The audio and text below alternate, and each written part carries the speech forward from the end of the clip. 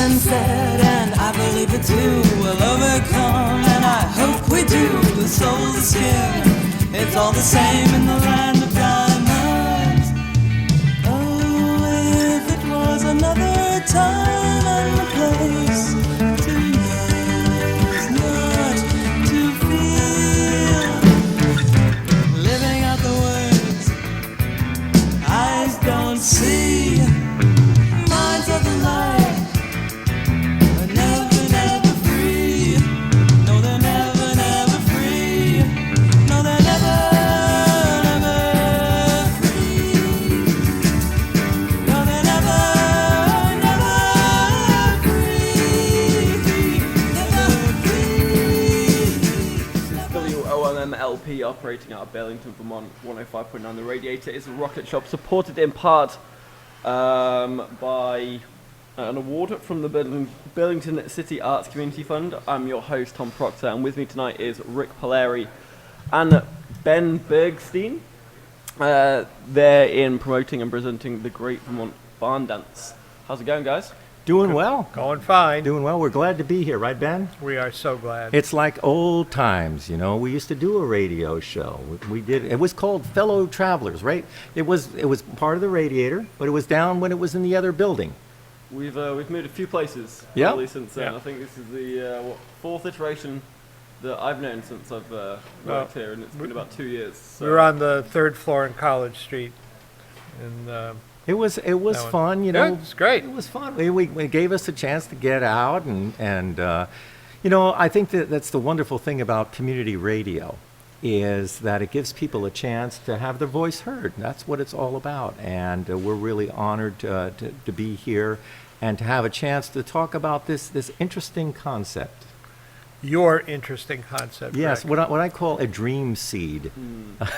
Your interesting concept being the Great Vermont Barn Dance. It's not, well, that's part of it. It's the Great Vermont Barn Dance live stream. Oh, okay. So it is actually going to be a concert, but it's going to be really about the stream, using Facebook as a way, just like in the old days, back in the old days when they had the radio shows in the 1940s, where they were using that radio signal to transport their sound all the way up to Canada. You know, back in those days, you know, they had radio stations down in Mexico, and the signal was so hot that you could actually hear the radio on the barbed wire. That's how hot those signals were. Well, you know, the airwaves weren't that crowded then, and people were a lot more isolated. So having something they could listen to every week that was familiar. You know, same with the early days of television. People would start to identify with the people who were doing the broadcast. Now, when we were talking the other day, I was interviewing old Terry King, who used to be part of the Green Mountain Volunteers, and Terry we were talking about the early days of radio. And I think that this is, I'm going to ask you, Ben, about your first radio experience. I mean, when you first listened to radio, what kind of radio was it? I mean, Okay, first of all, I grew up in Manhattan in New York, and my radio, I was really into sports then, and I used to listen very late at night to the professional teams. And what they would do at that point is, if there was conflicting events, they would tape one and play the other one live, and then play the other one afterwards. So I didn't sleep much, you know, because it would be like 2, 3 o'clock in the morning by the time that would happen. Also, Sunday radio. Sunday radio was a big deal, you know, with story time shows and adventure shows and folk music programs that actually I went to some of those live, and they were kind of interesting. Oscar Brand had his radio program for years, and it was really cool to, you know, first to envision it as where are they, what are they doing, and then actually go there. It was really cool. Now, physically, when you're talking about your radio, what did it look like? My radio? What did your radio look like? It was what they now call mid-century modern. You know, my my parents bought this thing new, and it had a 78 to finally 33 and a third RPMs. RPMs, and then it had a little radio attached to it, and on the knob there was a dial, you know, that moved right to left with these big numbers, and you did the dial, and it was so sensitive that, you know, actually honing in on a station, you know, you had to. It was like a real art. But, you know, there was the major stations, and they would try to crowd out all the little ones, and sometimes you'd catch some really cool stuff. Like you were saying, you could get the stuff out of the South if you know where to look. Mm-hmm. So, yeah. So, talking of radio and observations and how it used to be viewed and listened to, how is that going to be replicated in the project that you are currently creating? Well, I'm glad you asked, because that's what this is, kind of a retro thing, because we are doing this with the technology of today, you know, on the Facebook live stream, but we are using the old style microphone. I have a microphone from Ear Trumpet Labs out of Portland, Oregon. And it is one of those, when you look at it, it looks like you're back in the 40s. And it's one of those kind of microphones that everyone will be able to be heard. But we're going to have to move in and move out. And looks like a spider web a little bit. And nobody's plugging in. Okay, this is it. When I was telling all the performers, I said, okay, you know, we're all playing together and great, you know, and then they were talking about what they need. I said, nope. I said, we're not doing that. We're all going to do it like an old-fashioned radio show from the 1940s. And, you know, there were these barn dance shows. They were the big barn dance show out in Chicago before, you know, that was the one that Woody Guthrie used to listen to. Is that the one where Elvis was first showcased? That was Louisiana Hayride. That was down in Shreveport, Louisiana. But this one, I don't know if Elvis was ever on the Great Barn Dance out of Chicago. But they had them all over the place, and they were really popular in the 30s and the 40s. And I was thinking about it. I was performing down in Nashville, and I went to a little kind of live stream radio internet kind of thing called Viva Nash Vegas. And it was put on by George Hamilton the Fifth, who recorded Abilene and Baby Ruth, right? A Rose and a Baby Ruth, and his son. I started thinking about that. I said, you know, we have a lot of great talent right here in Vermont. Why don't we try to do something like this? I mean, we all have put on folk festivals. Ben puts on the Vermont International Folk Festival.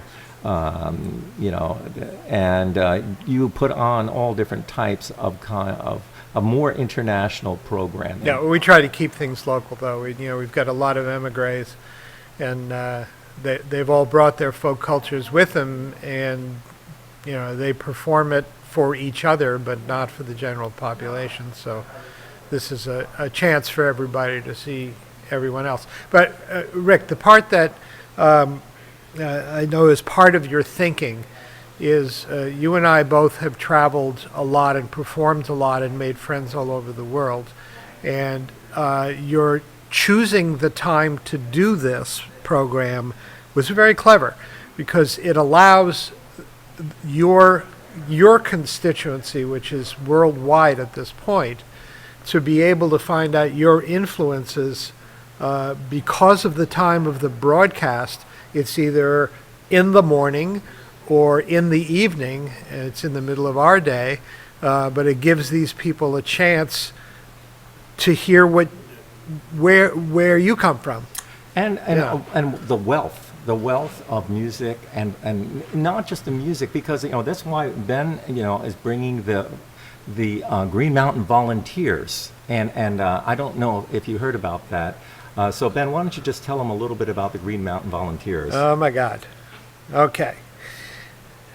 back in the day, before groups traveling for presentation was thought of by many people, we formed a dance group doing traditional New England style dance, which obviously is heavily Western Europe influenced and French Canadian influenced, to places where American dance groups had not been, because in Europe and Asia and Africa, a lot of places, they have all these festivals, and it's usually surrounding countries that go to them. But Americans, because there's no money in this, it's not a professional thing. Americans didn't think to travel this way. You know, Americans traveled by going on tours presented by tour companies, or they went in the way popular to most Americans for a long time, and that is as aggressors, you know, as military or as industrial folks, but not to go to present a culture. And population isn't quite as friendly when you're shooting at them. What? So the population you're visiting isn't quite as friendly when you're shooting at them. Certainly.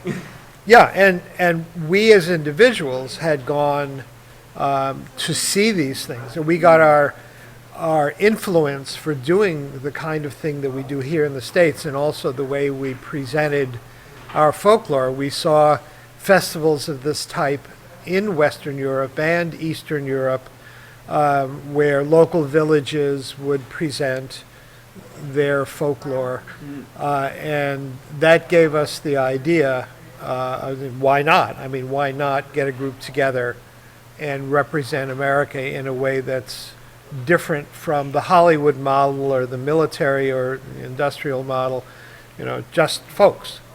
And don't you think that was it was one of the great ways of, you know, being, when you're doing this, you are unofficially an ambassador of our country. And that was a key point too. Mm-hmm. We did not look for State Department approval. We did not ask for grants. We just pooled our money together and we did it people to people, which gave us a lot of freedom. You know, obviously it's more expensive that way for us, but certainly a lot less restrictive. Out of curiosity, what year did this start? We started in 1978. Okay. And was it, you mentioned you were inspired when you went into Eastern Europe and you saw these cultural festivals. Did you travel yourself with the Green Mountain Volunteers, or did you invite people from other cultures to America to view American folk culture here? Both. Both. The idea was cultural exchange. Now, a lot of countries that we were introduced to, outside of the Western European ones, a lot of countries which are either referred to as third world countries or, at that point, communist countries, were really into promoting their cultures, so they would have local, regional, and national competitions, and the winners of those things would receive stipends to then go abroad and represent their culture. So that was the kind of thing that we saw, and knowing full well that our approach was totally opposite, that we did not want anyone's approval. We were just people doing our culture in present day with references, physical references to the last century. So our costumes were older style, but even today, you can go to a contra and square dance in lots of places, and it's done in its modern interpretation now. But we did enough research to find out from colonial era through the mid-1950s what this kind of thing looked like, and represented it in that way to try to match the cultures we were meeting that were pretty much represented in the last 100 years or so as well. Now, America has been known for centuries as this great melting pot of various different immigrants cultures that have all came over here to find the new world. Right. So, did you see quite a lot of the American cultural traditions that you brought to these events mirrored by the other cultures and the other countries that you met? Because America does have that kind of big old melting pot. So I can imagine a lot of it was borrowed from the very people you were kind of. We are definitely derivative. Yeah. And yes, we could see in the Western European cultures, in some of the children's games, even African stuff, but certainly you could see the influences everywhere, and so could they. And that was kind of cool. You know? Yeah, and it also made it easier for them to understand what we were doing, because they could say, you know, the Danes could see similar formations and even tunes slightly changed around as what happens over time. Those comparisons made it a lot more acceptable. It also made it easier for us to involve them, and which was part of our style, that we would do a show and then participation, and people would jump up to get involved, and it was very easy for them to do. Now, one of the reasons that that I wanted Ben's group to be a part of this is because it really is an anniversary year. Ah, yes. And there's going to be many events that are going to be taking place throughout the year where the group will be getting together again to celebrate. Now, why is it important, I think, is because it was able to get a lot of people a different global awareness when they participated in the Green Mountain Volunteers.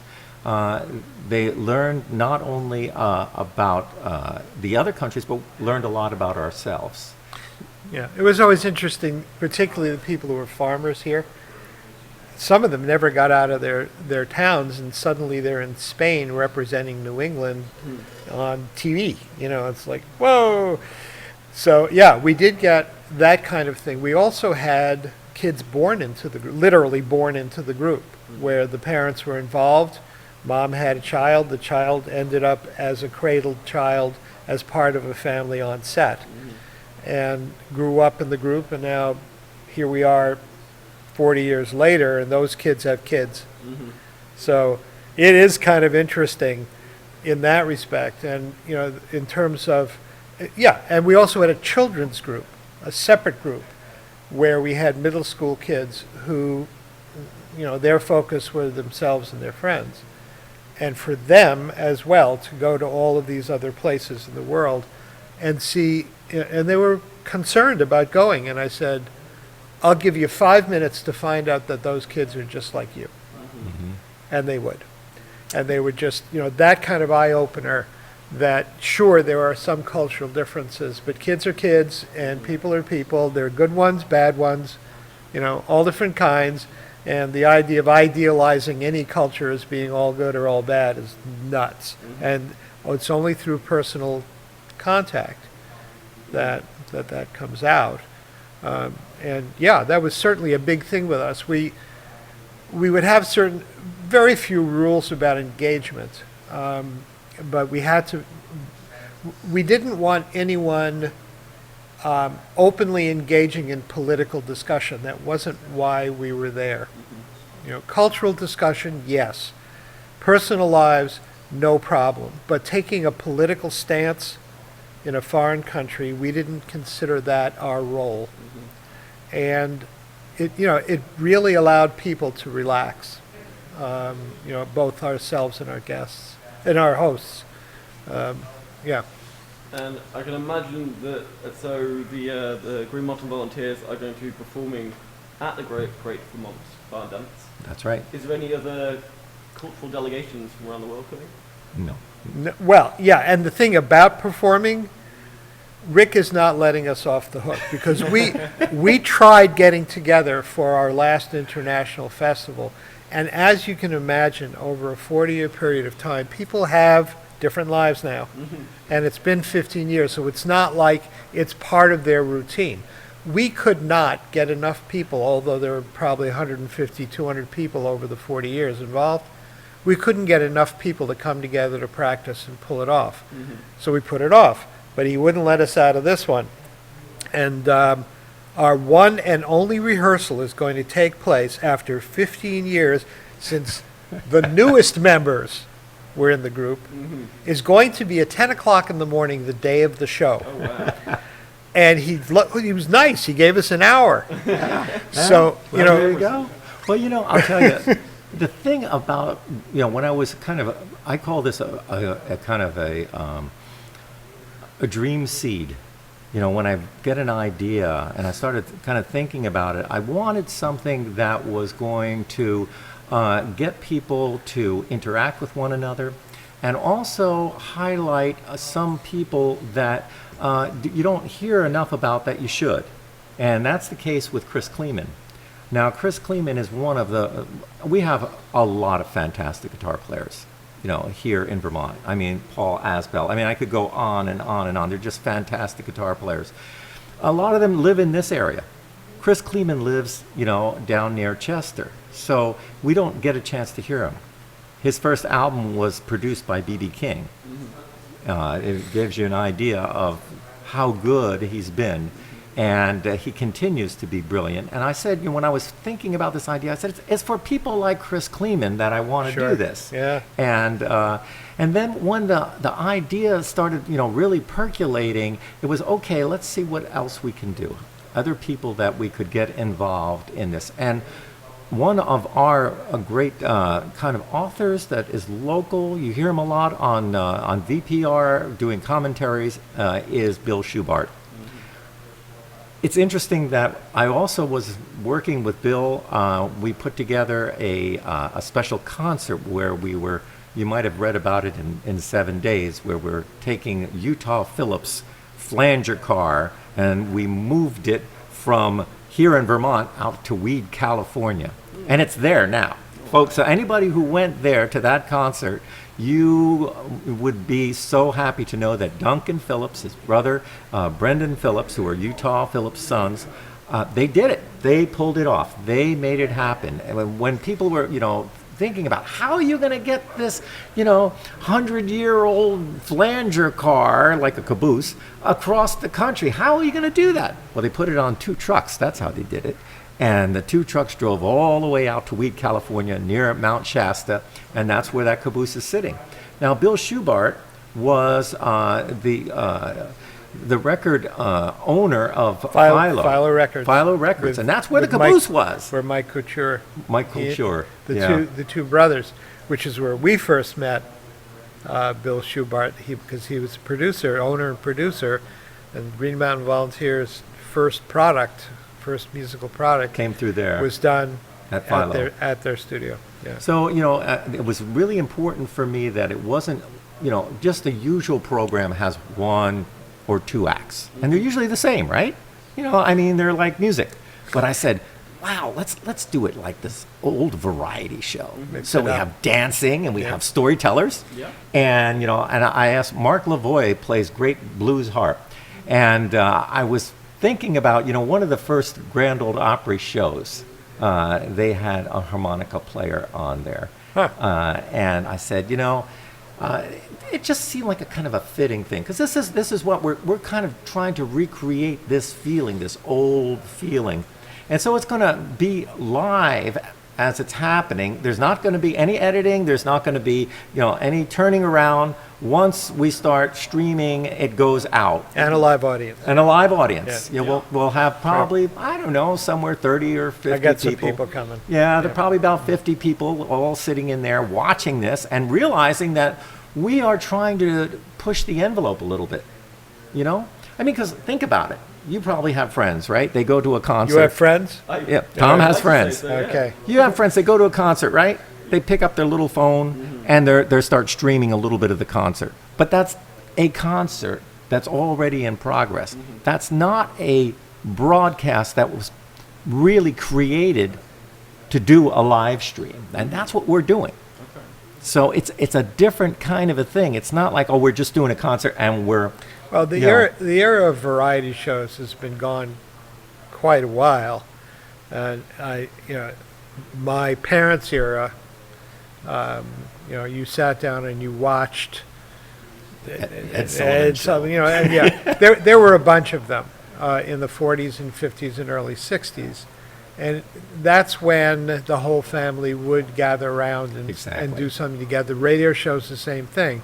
Yeah. So if you want to draw any parallels, Yeah. it's like what's happened to the nuclear family and, That's about them being entertained by one source. Yeah. It's really not happening anymore. And so the industry has gone in the same direction. They have shows for members of the family that other people in the family are not interested in. And this is a great So, way to yeah. get people to come together on a Sunday afternoon. Now, probably if you turn back the clock, many years ago, you would probably have this kind of a thing happening right here at Grange halls, town halls, Yep. where people would be getting together, sitting around, especially on these days where it's harder to work, and telling stories, playing a little bit of music. And that's what we're trying to do, is bring back the sense of community. Because, as much as we love our phones and we love, being connected, it's also important that we disconnect from just the idea of staring at something and communicating with not a real person, but to actually start really interacting with people, like the way it used to be, the way that we remember. I mean, I think about it sometimes, and I think about, when I was growing up and I used to stick out my thumb and where I went, I didn't even know where I was going. I'd stick out my thumb and the car would pick me up and take me miles and miles away. And sometimes I would go to the place that I wanted to go, and sometimes I'd go somewhere else. It was just as good. It didn't Just like now, Rick. yeah. I'm still doing the same thing, And I feel that the younger generation, you're constantly monitored. We've lost our sense of adventure because we can always tell where we are and what we're doing. Everybody knows where you are. Well, because now there's more fear about the unknown. Right. Yeah.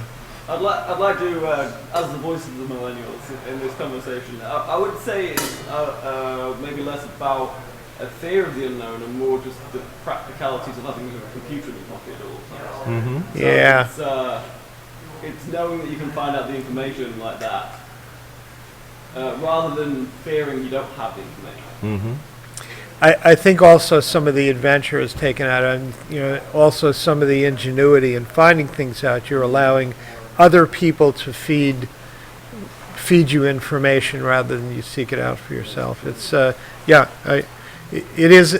it's a blessing and a curse. Absolutely. Certainly. Now, Tom, I wanted to tell you how did this whole idea come into my head, and this is the way How did it come into your head, Rick? It was percolating. It was percolating, but remember a couple weeks ago, back in the first week in November, where we all lost power?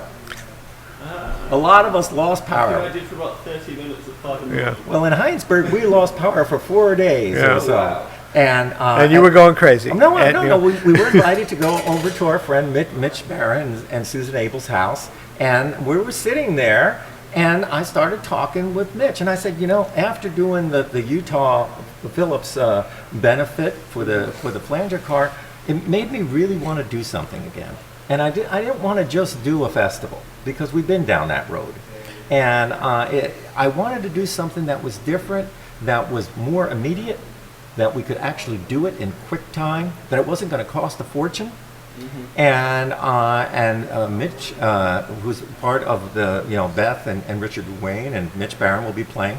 Mitch and I were kind of just kicking around the idea. And I said, well, the idea said, well, Rick, people aren't going to come just to play a concert in the middle of, why would they come?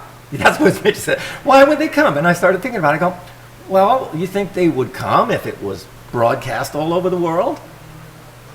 And then all of a sudden the light bulb started going off. And Mitch and I started talking about it. And then a few days later, I started calling people up.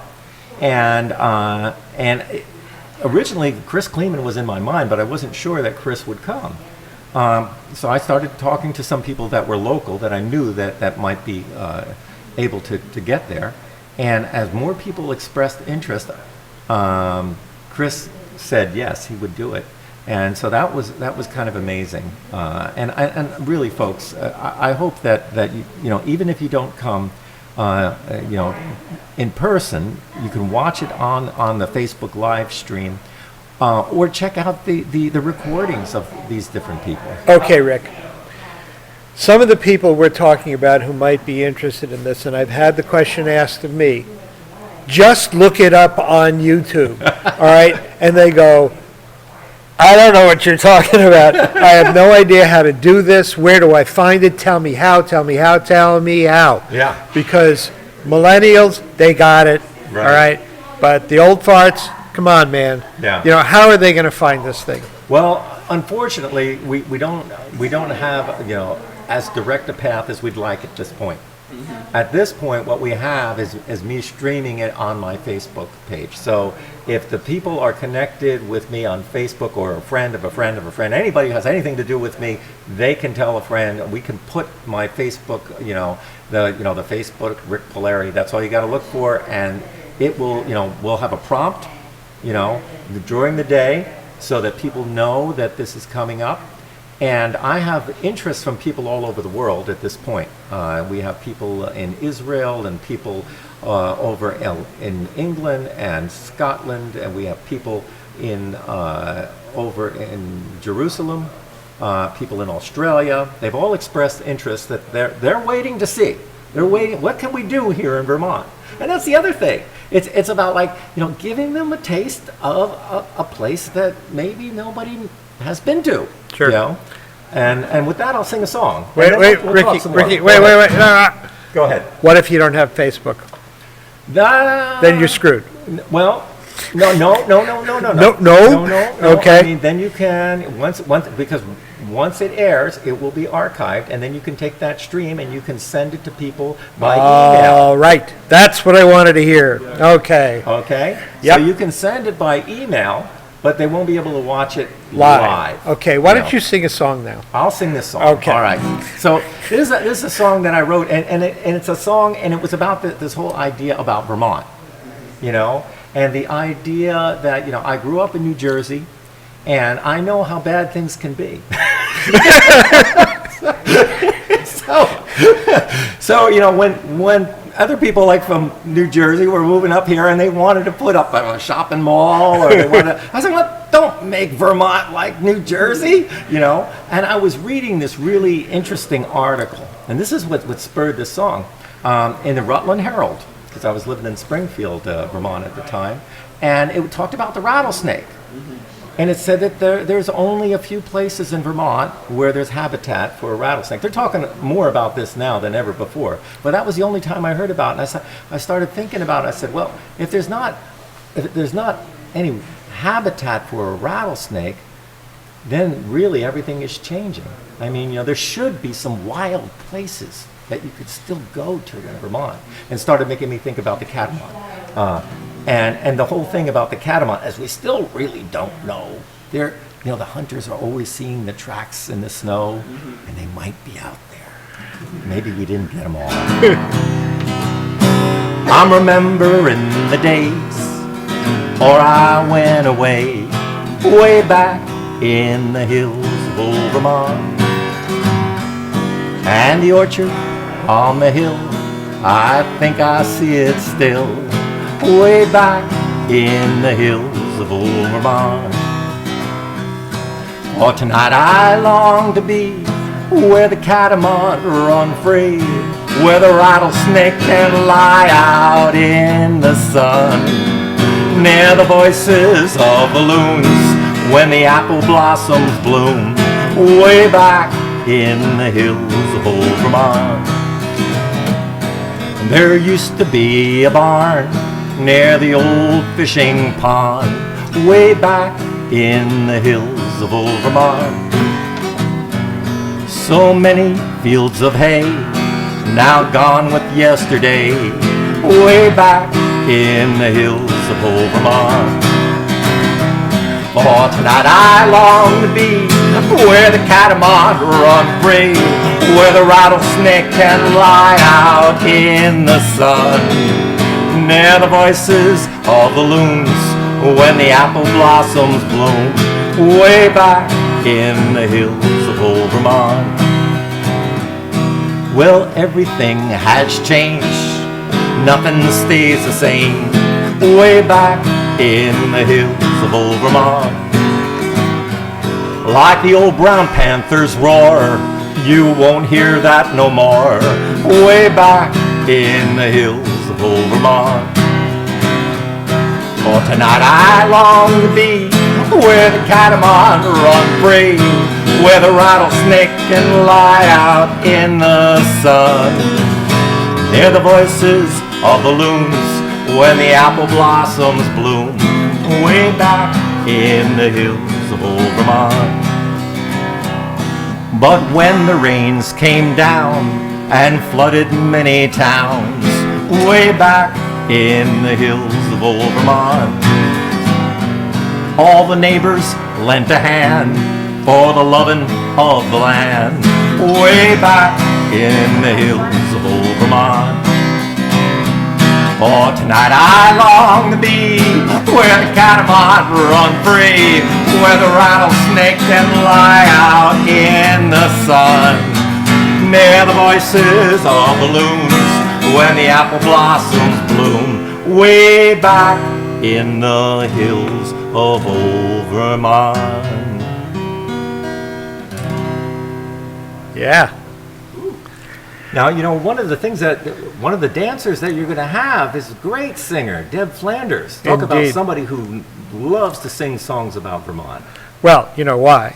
Of course. Of course, because her aunt was the quintessential collector of traditional songs in this area for many years.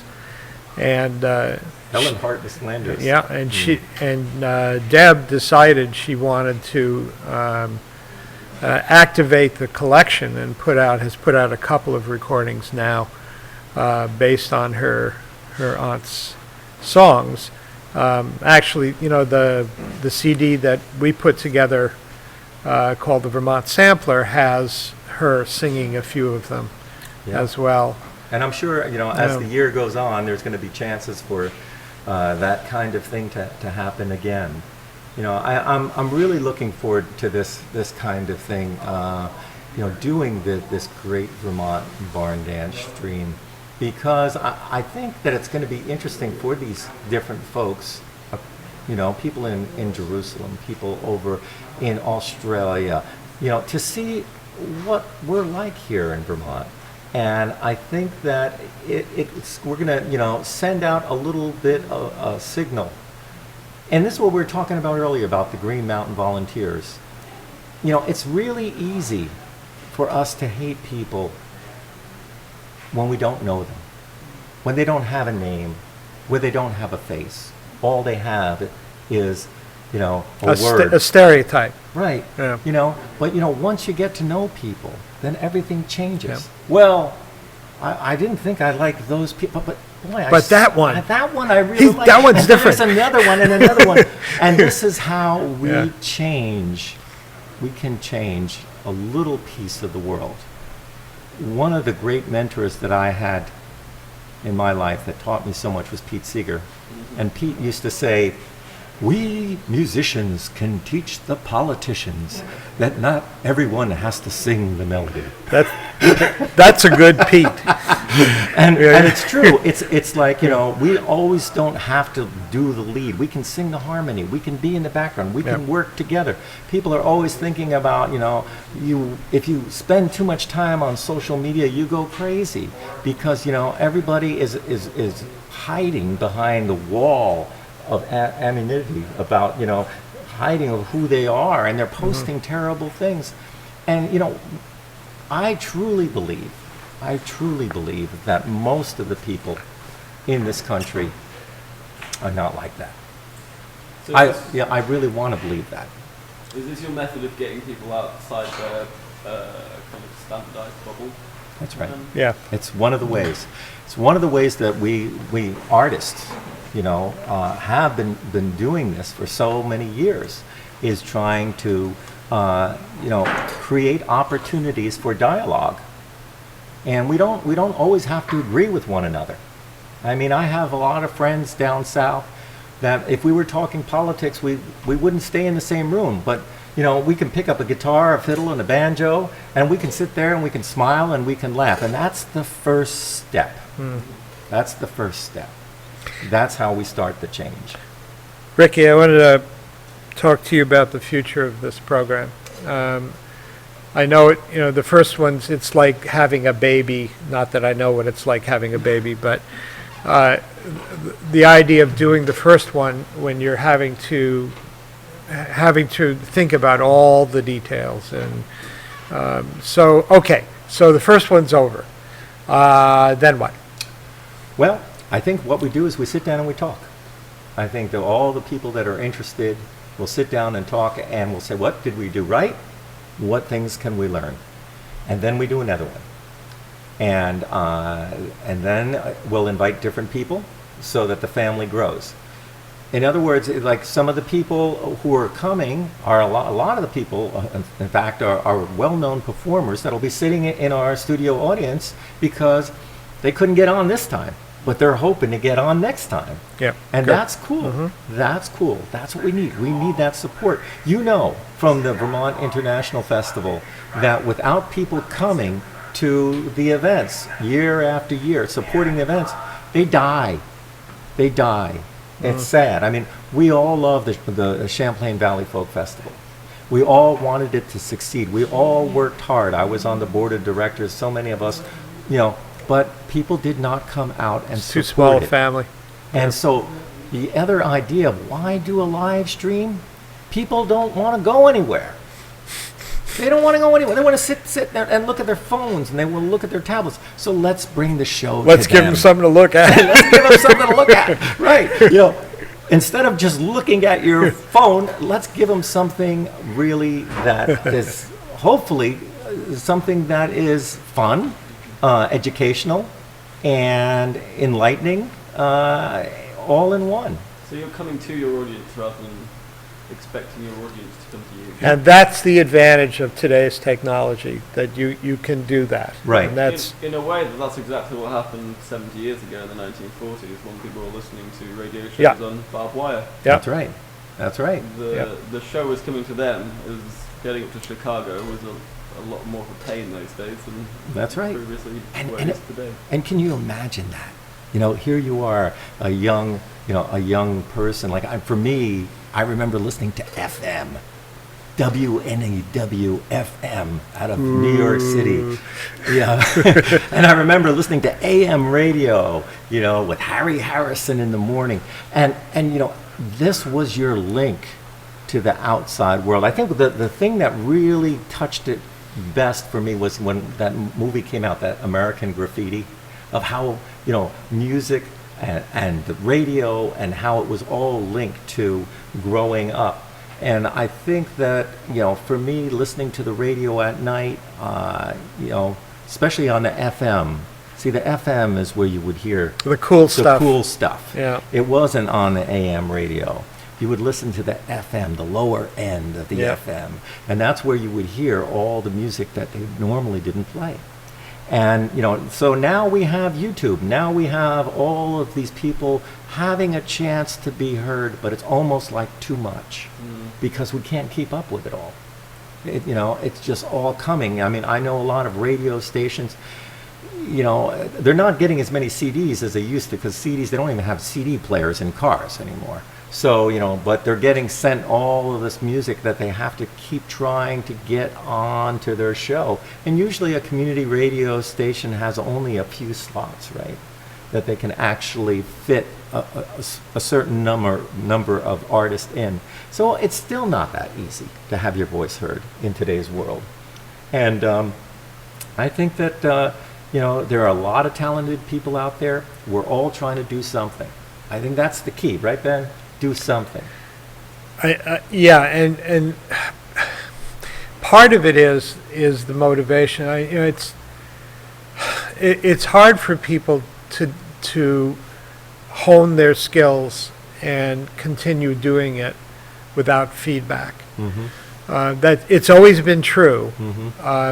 It's just, you know, we have one very successful, ongoing, full-blown coffee house in Burlington at this point. I mean, there was another, which hopefully will, they'll build an entire building around of 242 Main. But, if you don't have a place like Radio Bean, like that, and, Arts Right is still bringing people in from elsewhere. There's got to be places around that can afford to do it with audiences that will come and allow people to make mistakes, get feedback, come back again. It's not about the money so much as it is about just getting yourself out there and taking the risk. You got to have places to do that.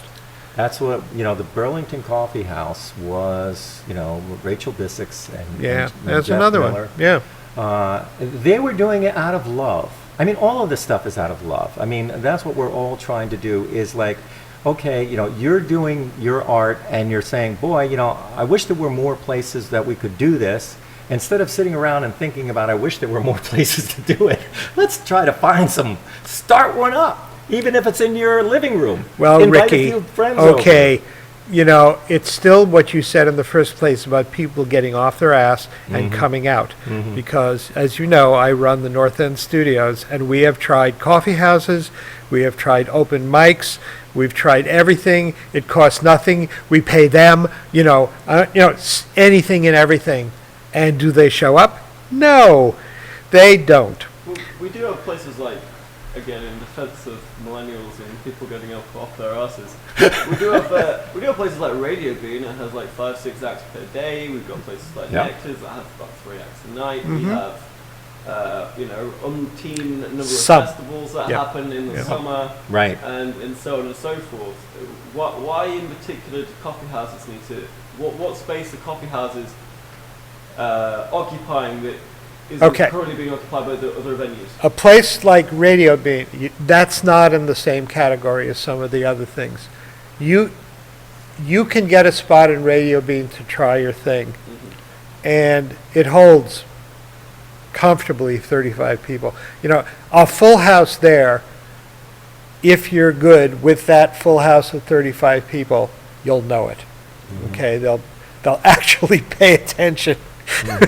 Then stop running in and out of the door. It's not so much about getting drunk and hooking up in a place like that.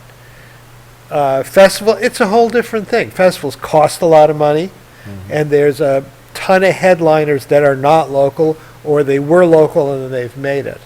And they allow a few people at some point, they're kind of like the upper tier of the new people get to do the festivals. So the real grassrooty stuff, they used to, I grew up in Manhattan near the Village. Tons of places for people to fall on their faces. Night after night, day after day, tons of them. And you gotta, yes, there are a lot of bands and a lot of musicians in Burlington who are playing for their friends in their house. And occasionally getting out there. There's got to, I train performers as well, and getting them to that first place. We recently got somebody who's now playing at the comedy club, and I swear it was a year of pulling teeth just to get that guy. He's Somali, so he's talking about the ethnic experience, the immigrant experience of coming to America. It's hysterical. But, here he is in North End Studio A telling it to me. It's like, okay, we got it, Abu. Now what? Okay, luckily the Off Center does their Fringe Fest. Okay, so we got him a slot at the Fringe Fest. Boom. That's what did it. Okay, so it's the little places like that, where credentials are, you're going to get up there and make an ass of yourself, and you better not show up. Okay? You start with that kind of thing. They take that first step. They get the taste of an audience, and they either love it or they hate it. okay? But it's not, I got a 3-day festival and I've put out $100,000 and you better produce some money for me, buddy. You know, it's a totally different psychology. So you've got to have that beginners, you know, yeah, you're going to get 1 out of 100 that's any good at all. But you got to have a place for that 100. And you got to have people who are willing to spend their time with those people, being honest with them, nurturing them. That's got to happen. And You know, these coffee houses, that was one of those places. And I think that there's also this whole kind of way of thinking is you are the company that you keep. So when you put together a kind of a show like we're doing for the Great Vermont Barn Dance, we are putting together a lot of really wonderful performers. And they're all going to benefit from off each other. You know, so, you know, Chris Kleeman will bring in some people who are, you know, really into the blues, while, you know, people who are into the traditional music will listen to April, you know, and David Carpenter playing, and, you know, Mitch Barron and Beth, you know, and Richard Wayne. They're doing original Singer-songwriter, but they're doing it with a theme of Vermont life. Yeah. We wanted everything in this particular program to reflect who we are. And that's the signal that we're trying to send out. No, I didn't want to have another kind of a thing where it was just a whole bunch of singer-songwriting going on. I wanted to be very focused. I wanted to be about a music that people don't get a chance to be exposed to as often. And that's folk music. And it's always been that way, and it always will be that way, and that's okay. But we need to have at least an opening now and then to feel good about who we are, and to be able to say, yeah, I play this music and it's really kind of cool, you know, and all these other people are enjoying it.